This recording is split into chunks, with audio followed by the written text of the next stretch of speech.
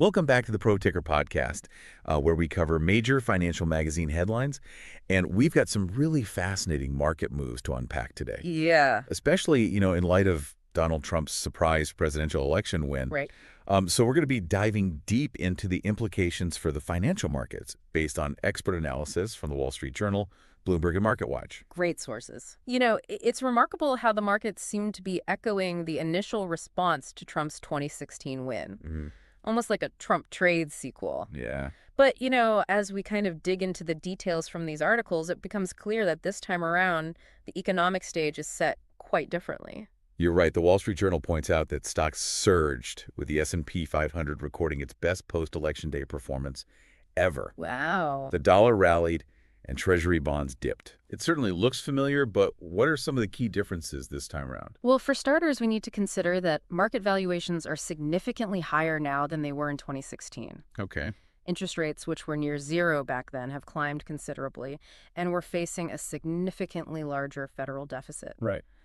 This isn't a simple repeat performance. The context has changed drastically. And the Wall Street Journal also highlights how the Federal Reserve is in a particularly tricky position. Yeah, I saw that. Their September projections for interest rate policy are essentially out of date, overtaken by recent positive economic data and the uncertainty surrounding the potential impact of Trump's policies. Exactly. The Fed is walking a tightrope, trying to anticipate how Trump's policies might affect inflation and economic growth. Right. Think about it. Tax cuts could stimulate the economy, Mm-hmm. but also potentially fuel inflation. Deregulation might boost business, but could also lead to excessive risk-taking. Hmm. And then there are the tariffs, which could impact trade and prices. It's a complex equation with a lot of unknowns. So what does this mean for our listener who's trying to make sense of it all? I think the key takeaway here is that the Fed is in uncharted territory, and their decisions will have significant repercussions. Yeah. It's a time for investors to stay informed and be prepared for potential volatility as the Fed tries to navigate this new landscape. Bloomberg also dives into this uncertainty, noting that some of Trump's policies can be implemented rapidly through executive orders, Oh, right. bypassing the lengthy legislative process. Tariffs and immigration enforcement, for example, could see immediate action, creating immediate economic ripples. And that's where it gets even more interesting. The Bloomberg article points out that the market seems to have a somewhat conflicting interpretation of Trump's potential impact. Okay. There's optimism about the potential for growth, particularly for risk assets, Uh-huh. but there are also those concerns about inflation. It's like the market is caught in a tug of war between hope and apprehension. That's a great analogy. And to understand this tug of war better, Yeah. we need to look back at 2016. MarketWatch provides a stark comparison between the market conditions then and now, citing analysis from David Rosenberg. Right. He warns that investors in their enthusiasm for potential tax relief might be overlooking some crucial differences. Rosemary raises some critical points. He highlights the higher starting interest rates, tighter high-yield spreads, meaning it's more expensive for riskier companies to borrow money, Okay. a late cycle economy, and that significantly larger federal deficit we mentioned earlier. In essence, he's saying, don't mistake this for a rerun of 2016. He even poses a thought-provoking question. Are investors overly focused on the potential for tax relief and not paying enough attention to the potential fiscal constraints that could come with the Trump presidency? Mm-hmm. What do you make of that? It's a crucial question, especially considering the sheer size of the federal deficit, which has more than doubled since 2016. Wow. It's like enjoying a lavish feast without considering who's going to foot the bill later. Those consequences when it comes to the economy can be far-reaching and impact everything from interest rates to inflation. Now let's shift gears a bit and talk about another intriguing point raised by the Motley Fool. Okay. They highlight the fact that the S&P 500's concentration is currently at an all-time high, with the top 10 companies now comprising 36% of its market value. That level of concentration is indeed remarkable. Yeah. Historically, periods of high market concentration like this have been followed by strong market gains in subsequent years, Okay. but it also raises the question, is this concentration a sign of strength or a potential warning signal? It's like all the eggs are being placed in a few baskets. Right. On the one hand, this could indicate that investors are confident in these companies and their ability to drive growth. But on the other hand, it could make the market more vulnerable to shocks if any of these companies were to stumble. Precisely. Understanding the factors driving this concentration and assessing the potential risks associated with it is crucial for any investor navigating the current market landscape. Now, moving on to international developments. Sure. Bloomberg reports that China has unveiled a massive $1.4 trillion stimulus package aimed at addressing local government debt. This is an interesting development, particularly because the market reaction has been somewhat muted. Some experts are interpreting the package as more of a debt swap than actual stimulus, which could explain the lackluster response. So it's not necessarily a sign that China's economy is in dire straits, but rather a move to manage its debt situation. That seems to be the prevailing interpretation. It's like refinancing your mortgage to get a lower interest rate. Okay, You're not necessarily spending more money, but managing your existing debt more efficiently. I see. So while the headline number is huge, the actual impact on the Chinese economy might be less dramatic than initially perceived. Exactly. And this highlights the importance of looking beyond the headlines and understanding the nuances of economic policies and their potential impact. It's a reminder that we're operating in a globalized economy, and events in one part of the world can have significant repercussions elsewhere. Now, shifting back to the U.S., I'm curious about the potential impact of Trump's policies on the market. Bloomberg also mentions that there's some debate among investors about whether Trump will actually push through his ambitious tariff proposals this time around. Yes, that's an important point. Remember, the market is forward-looking, and it's currently pricing in a more moderate approach from Trump compared to his previous term. It's not just about campaign promises, it's about the complex political landscape and the potential pushback he might face. It seems like investors are taking a wait-and-see approach, trying to gauge the real impact of Trump's policies before making any major moves.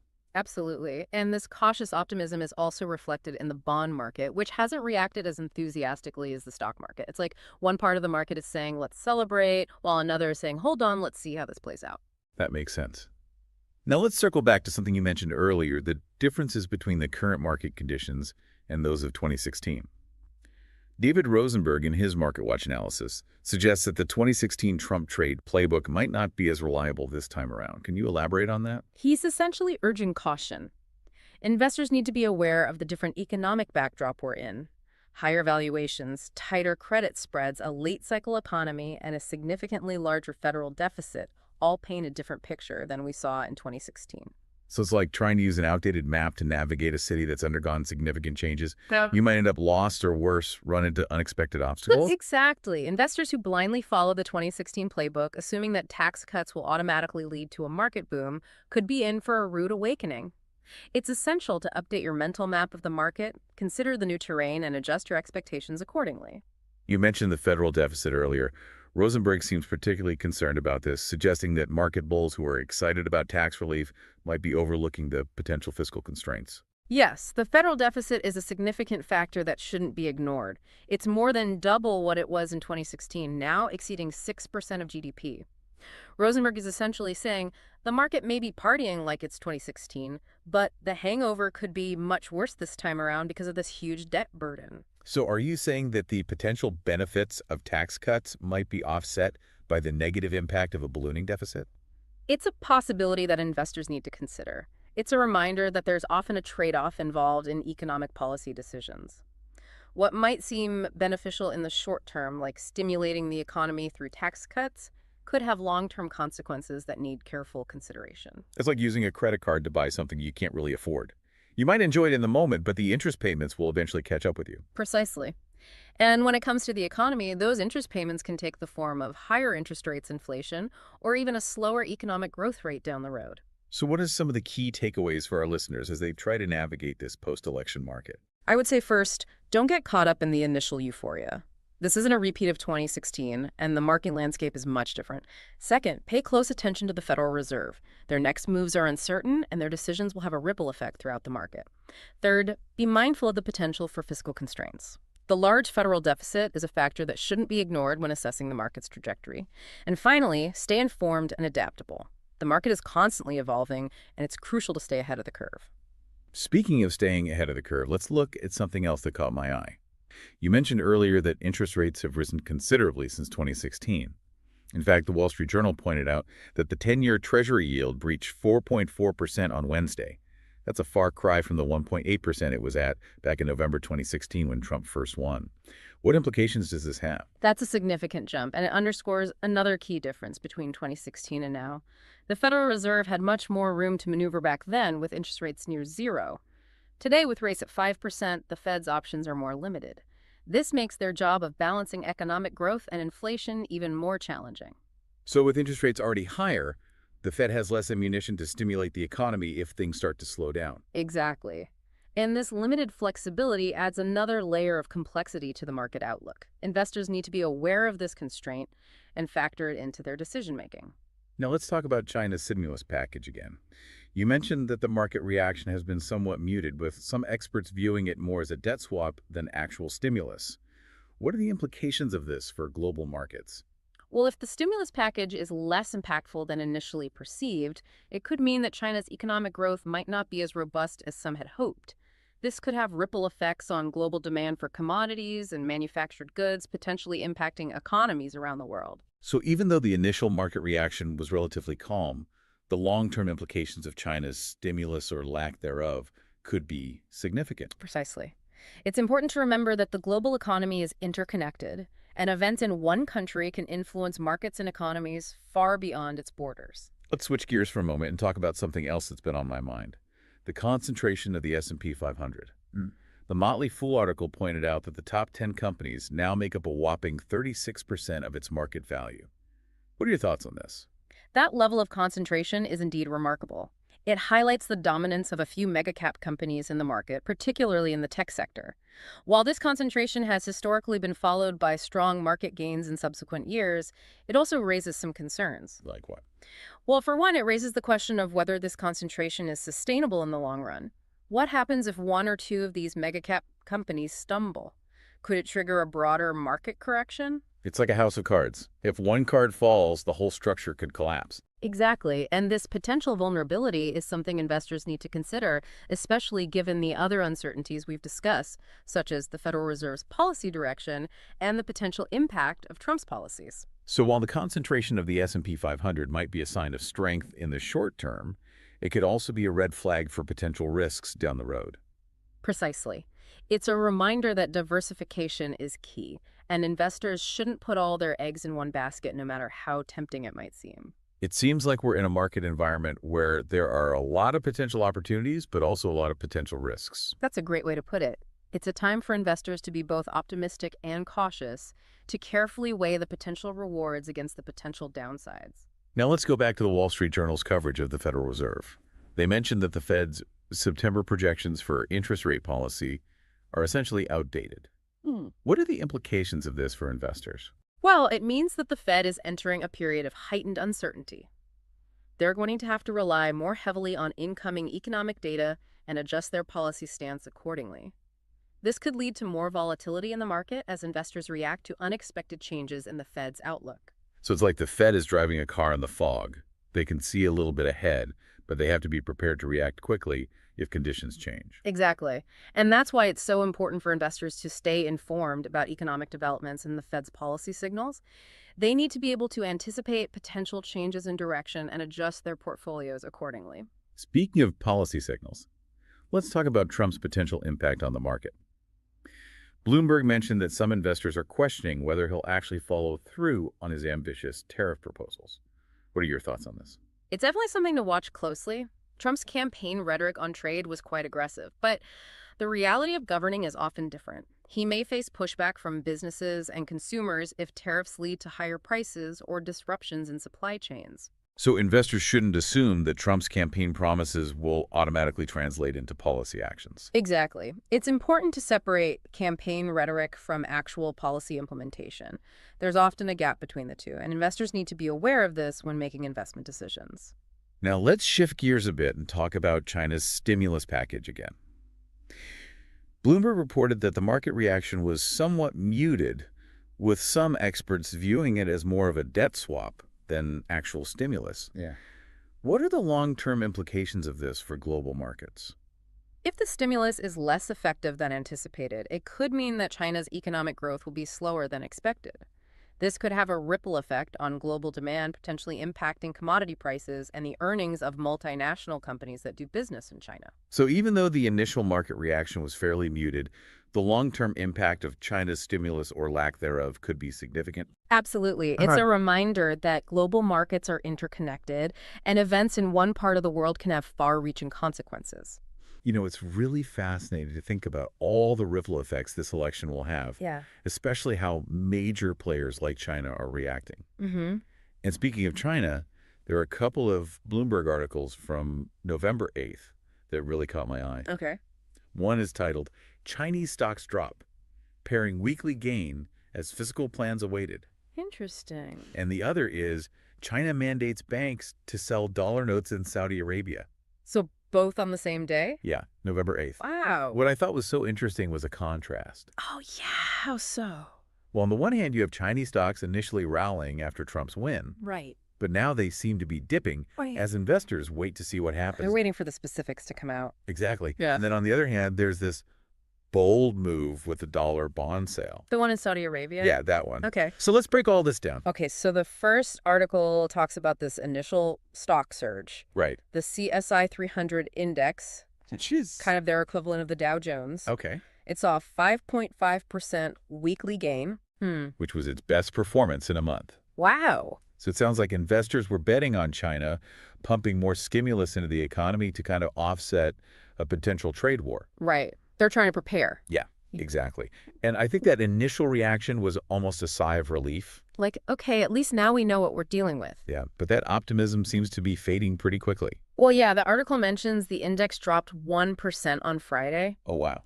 Investors are now holding their breath to see what fiscal plans the Chinese government will roll out. And this is happening at a really crucial time. How so? Well, today there's a briefing by the National People's Congress Budget Committee and the Finance Ministry. Huge. Yeah, they're expected to reveal details on local government debt refinancing and hopefully some new fiscal spending plans. So it all comes down to this one briefing. Basically, yeah. And this brings up a major question. What's that? Will China go all in on stimulus to try and shield its economy from a potential trade war?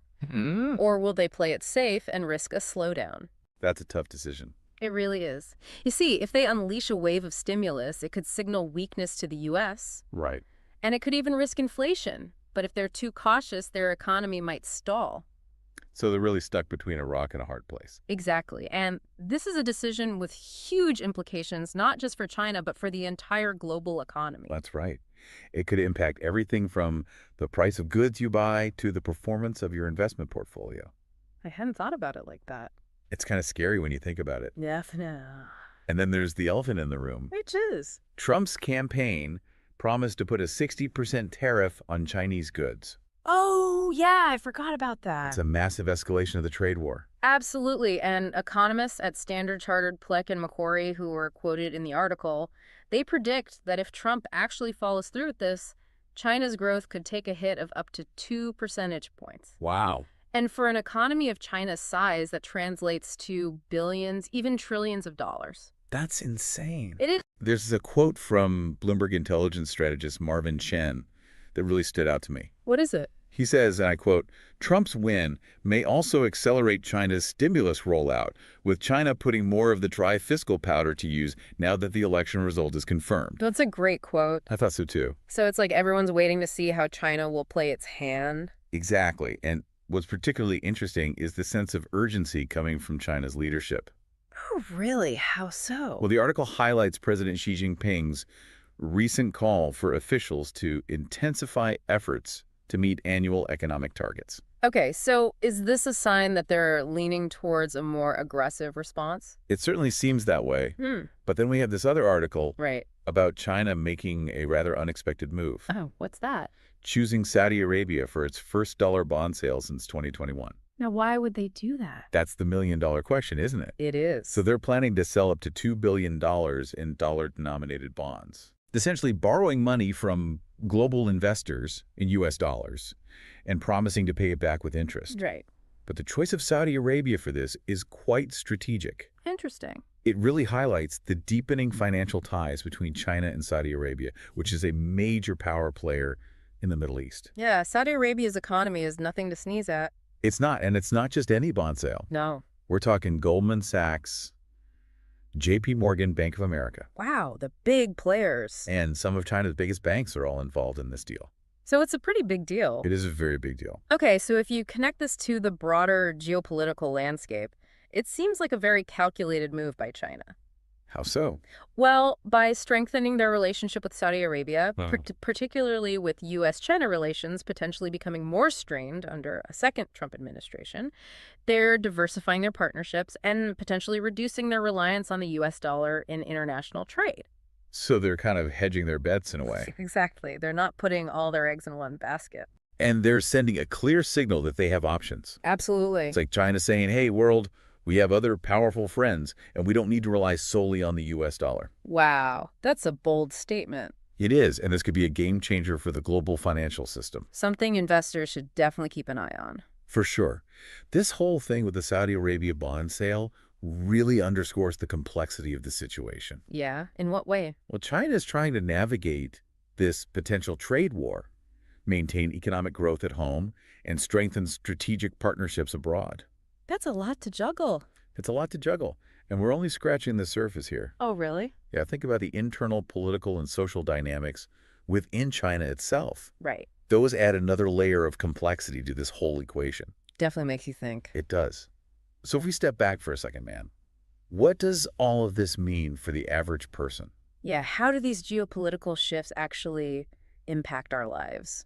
That's the million-dollar question, isn't it? It really is. And while it's hard to predict the future with certainty, I think we can expect to see some major shifts in the global landscape. Okay, give us the inside scoop. Well, first and foremost, we're likely to see a continued shift in global power dynamics. Okay. Instead of a unipolar world dominated by the U.S., we're moving towards a multipolar system where countries like China have a much bigger say in how things are run. Okay, so that could lead to more competition, but wouldn't it also create more opportunities for collaboration? Exactly. It's not necessarily a zero-sum game. There's potential for both conflict and cooperation, Right. and how we navigate those complexities will determine the outcome. So what can we do? Well, it's crucial that world leaders prioritize diplomacy and communication. Especially when tensions run high. Exactly. We need to keep those lines of communication open. You know, it really does feel like we're witnessing a geopolitical chess match play out in real time. I know, it's fascinating, isn't it? It is, and the stakes couldn't be higher. You're right. The decisions that China makes in the coming months and years will have ripple effects across the globe. And those effects will be felt in our daily lives. Uh-huh. From the prices we pay for goods and services to the stability of our financial markets. One thing that struck me from these articles is how China seems to be playing the long game. Interesting. They're not just reacting to Trump's election, they're making strategic moves that position them for the future, regardless of who's in the White House. Right. They're thinking about the big picture. Yeah, and this whole situation with the dollar bond sale in Saudi Arabia is a perfect example of that. How so? Well, it's not just about raising capital. It's about forging deeper ties with a key economic player in a region that's becoming increasingly important to China. Makes sense. So it's a subtle but significant challenge to the dominance of the U.S. dollar in global finance. Interesting. By choosing to issue bonds in Riyadh, China is signaling that they're exploring alternatives to the traditional Western-dominated financial system. Wow. So it's like they're saying, hey, we don't have to play by your rules anymore. We can create our own systems and networks. Exactly. That's a pretty bold statement. It is, and it has the potential to be quite disruptive. In what way? Well, it could lead to a more multipolar world where power and influence are more evenly distributed. Okay, so that raises an important question. What's that? What does this mean for other countries? Especially those who are caught in the middle of this U.S.-China rivalry. Right. It must be tough to navigate those waters. Yeah, it puts them in a difficult position, that's for sure. It does. They have to carefully consider their own economic and political interests and figure out how to best navigate this increasingly complex geopolitical landscape. It's a balancing act. Exactly, trying to maintain good relationships with both superpowers while also protecting their own sovereignty. I imagine there's a lot of pressure on these countries to choose sides. Yeah, to align themselves with either the U.S. or China. That must be a tough call. Well, and that's a false dichotomy that we need to move away from. It's not about choosing sides. It's about finding ways to cooperate and collaborate where it makes sense, while also protecting your own national interests. So it's about building bridges instead of walls. Exactly. This whole situation is so nuanced, and there are so many moving parts. It really is. It's hard to predict exactly how things will play out. Yeah, it's like trying to solve a giant puzzle with pieces that keep changing shape.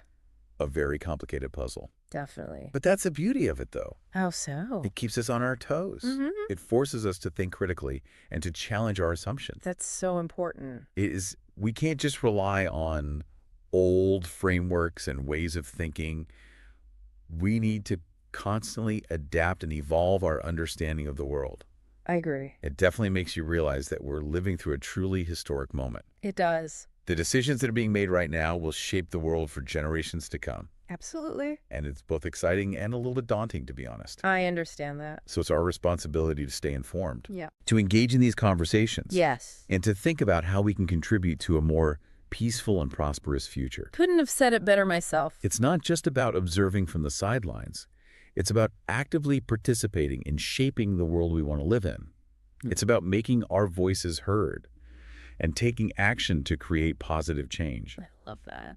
And that starts with understanding the complexities of the challenges we face and being open to different perspectives and solutions. That's key. It's about listening to each other, finding common ground, and working together to build a better future. Well said.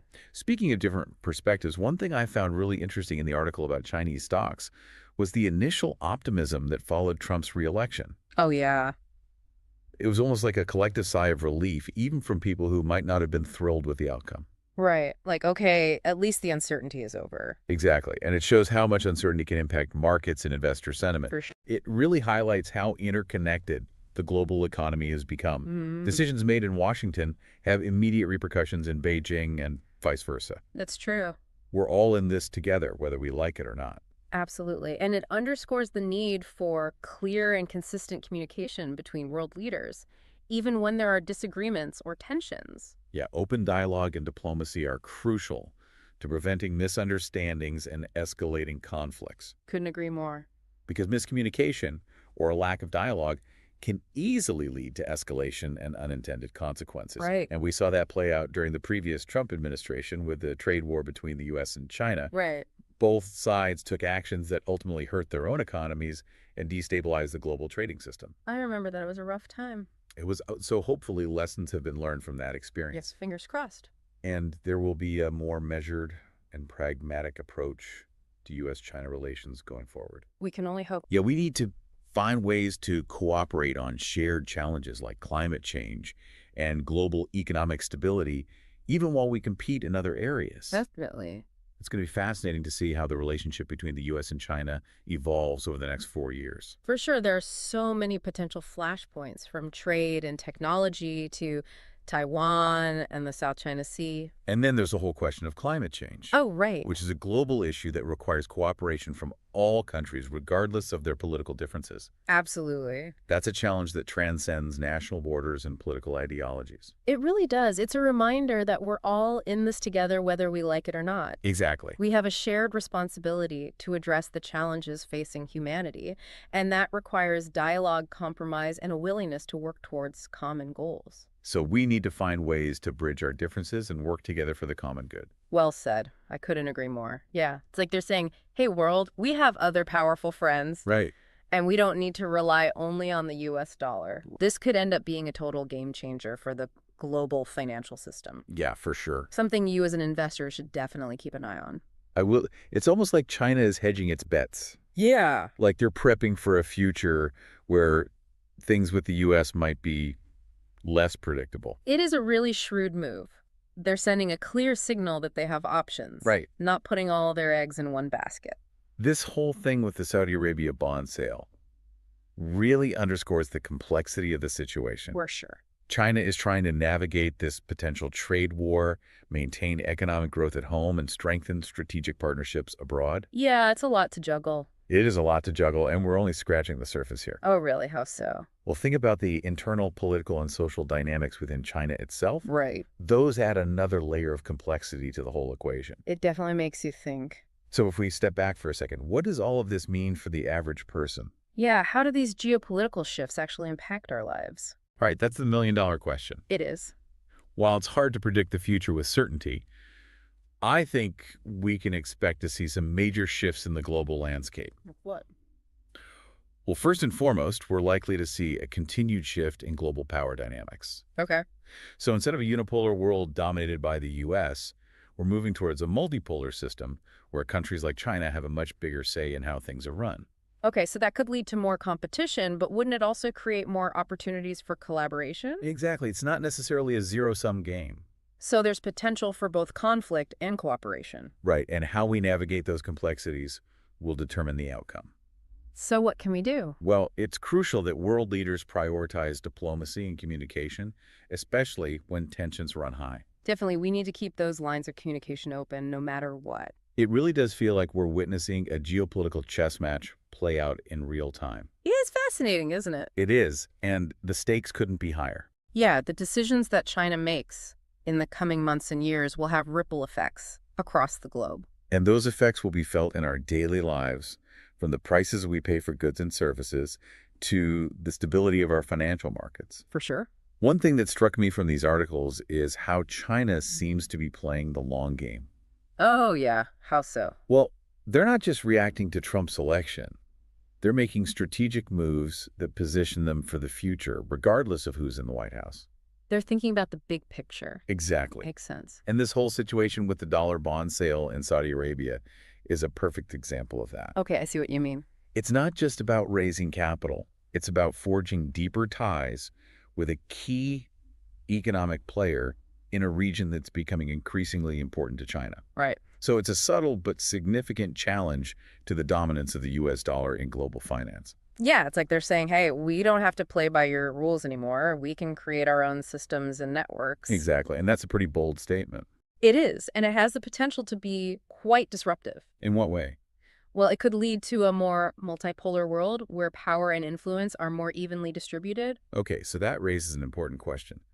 What does this mean for other countries, especially those who are caught in the middle of this U.S.-China rivalry? It must be tough to navigate those waters. It puts them in a difficult position, that's for sure. It does. They have to carefully consider their own economic and political interests and figure out how to best navigate this increasingly complex geopolitical landscape. It's a balancing act, trying to maintain good relationships with both superpowers while also protecting their own sovereignty. Exactly. I imagine there's a lot of pressure on these countries to choose sides to align themselves with either the U.S. or China. Right, and that's a false dichotomy that we need to move away from. It's not about choosing sides. It's about finding ways to cooperate and collaborate where it makes sense while also protecting your own national interests. It's about building bridges instead of walls. This whole situation is so nuanced and there are so many moving parts. It really is. It's hard to predict exactly how things will play out. It's like trying to solve a giant puzzle with pieces that keep changing shape. A very complicated puzzle.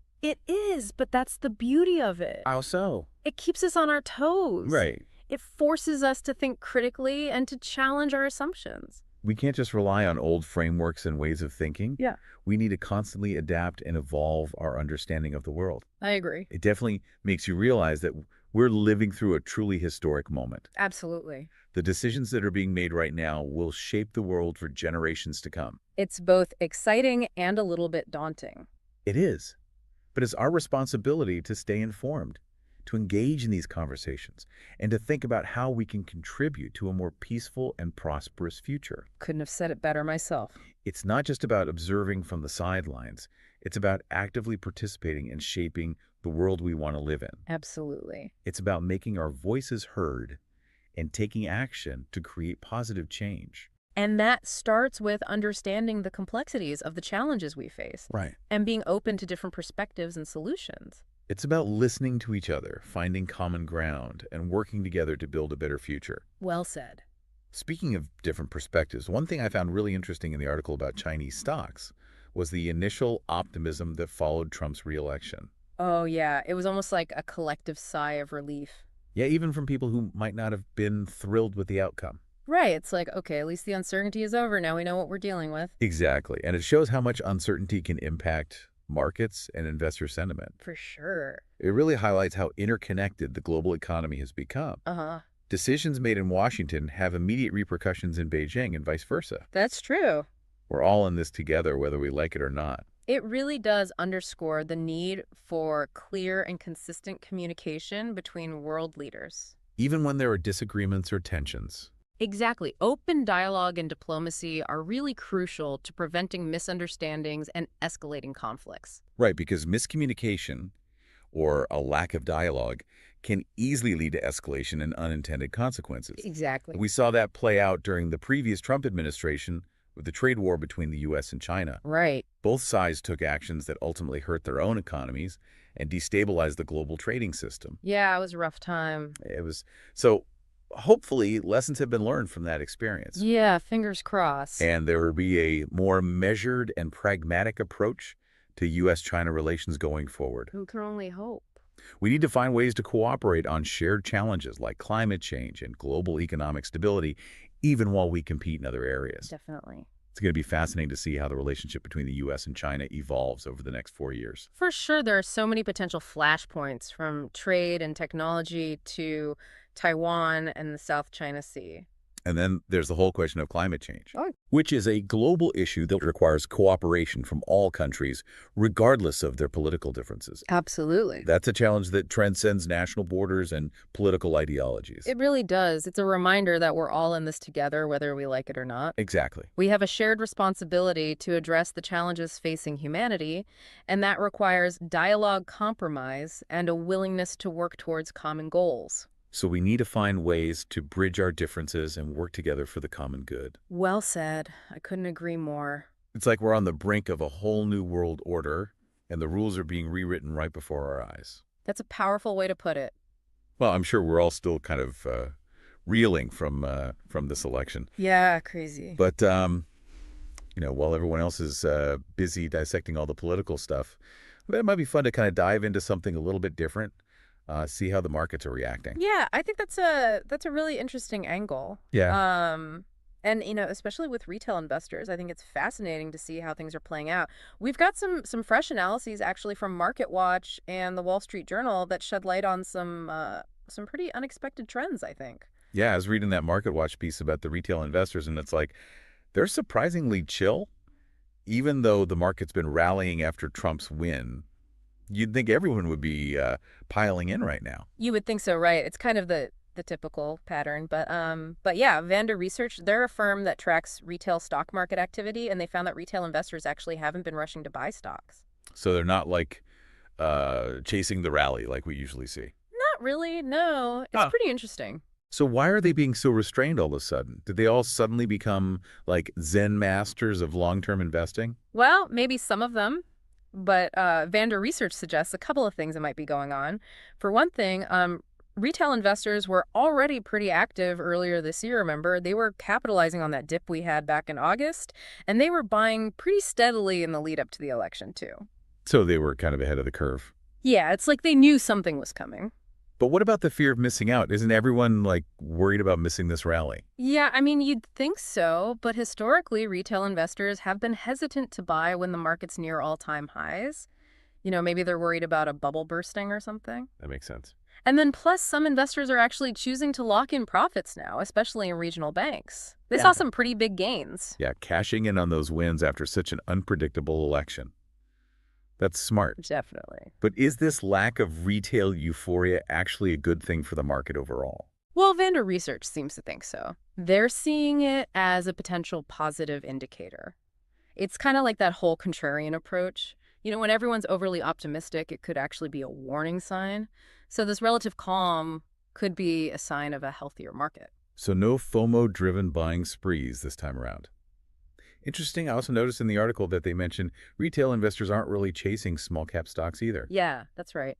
And Vanda actually predicts that if this momentum in small caps continues, we might see retail traders jump in and kind of add fuel to that fire.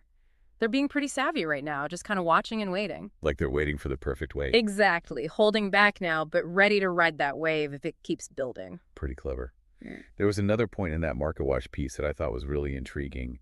They talked about December and how it's usually a time for tax loss selling. Oh, yeah, right. Usually December sees a dip in retail activity because investors are selling off their losing positions to offset those capital gains taxes. Right. But this year, Vanda Research thinks that effect might be a lot smaller. Because so many portfolios are doing well right now. Exactly. With a lot of those investments in the green, there's less need to sell off assets just for tax purposes. So that could lead to less selling pressure in December and potentially make things a little more stable. So retail investors are playing it cool, being strategic, and maybe even learning a thing or two about market psychology along the way. Now, let's shift gears a little bit and see what the Wall Street Journal is saying about potential shifts in mergers and acquisitions, or M&A, under a Trump administration. Yeah. They're predicting a potential deal-making frenzy, which sounds kind of exciting. It does, doesn't it? I mean, the journal highlights a few key drivers behind this anticipated surge in M&A activity. Well, let's break it down. What's fueling all this potential frenzy? Okay, so they point to three main factors. First, there's this expectation that regulations will ease up under a Trump administration, which could make it easier for companies to merge. Second, there's the possibility of corporate tax cuts, which could free up a lot of capital for businesses to pursue acquisitions. And finally, it seems like there's a lot of pent-up demand from businesses that were hesitant to make big moves during the previous administration. So they were kind of holding back, waiting for a better environment. Exactly. And the journal even quotes some M&A lawyers and bankers who are saying their clients are like buzzing with excitement. They're ready to push forward with deals that were on hold. Sounds like deal makers are dusting off their power suits and polishing their pitch decks as we speak. But are all sectors expected to benefit equally from this potential M&A boom? Probably not. The journal highlights a few sectors that are likely to be really active. They suggest keeping an eye on financial institutions, especially regional banks, as they look to consolidate and gain more scale. So we might see even bigger banks on the horizon. Potentially, yeah. The journal also predicts that pharmaceutical companies might be more likely to pursue deals now because they're hoping for less strict antitrust enforcement. Makes sense given their industry. What about tech companies? They're usually pretty active in the M&A space too, right? That's a good point. The journal does point out that tech companies might face some challenges because of Trump's stance on big tech, even though some of those tech leaders did publicly congratulate him after the election. So it's kind of a mixed bag for them right now. So some sectors are poised for a potential M&A bonanza, while others might face some hurdles.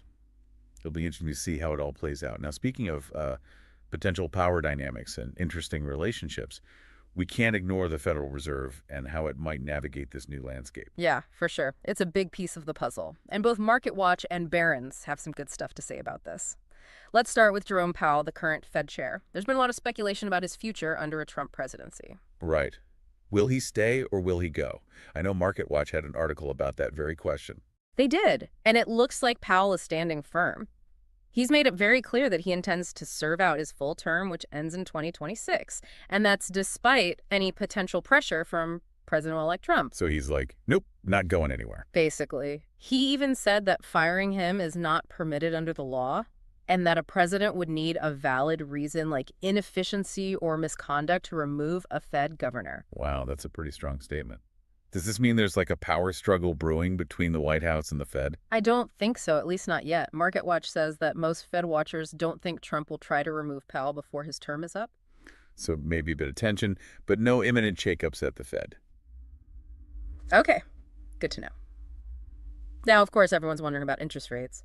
Barron's had an interesting take on that, right? Yeah, they did. Yeah. Let's talk about that after a quick break. Sounds good. We'll be right back with more insights from the deep dive.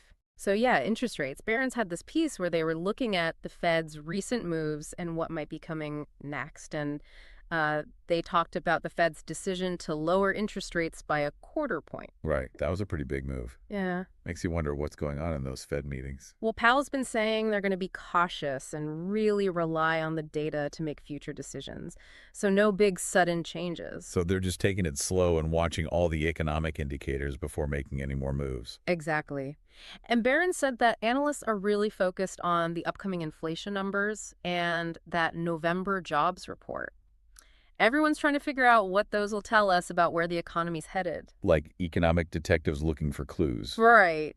Trying to solve the mystery of what the Fed's going to do next. And actually, Barron's thinks the Fed might slow down the pace of rate cuts next year. Maybe switch to doing it every quarter instead of more often like they've been doing lately. Why the slowdown? Worried about things getting out of control. I think it's a few things. They mentioned the general economic uncertainty in the political landscape, like who ends up controlling Congress. And, of course, the Fed wants to see how much progress they're making on inflation. So they'll be watching all that before making any decisions. So lots of moving pieces and lots of potential for things to change in the next few months. Makes you wonder what it all means for regular investors like us. What should we be paying attention to?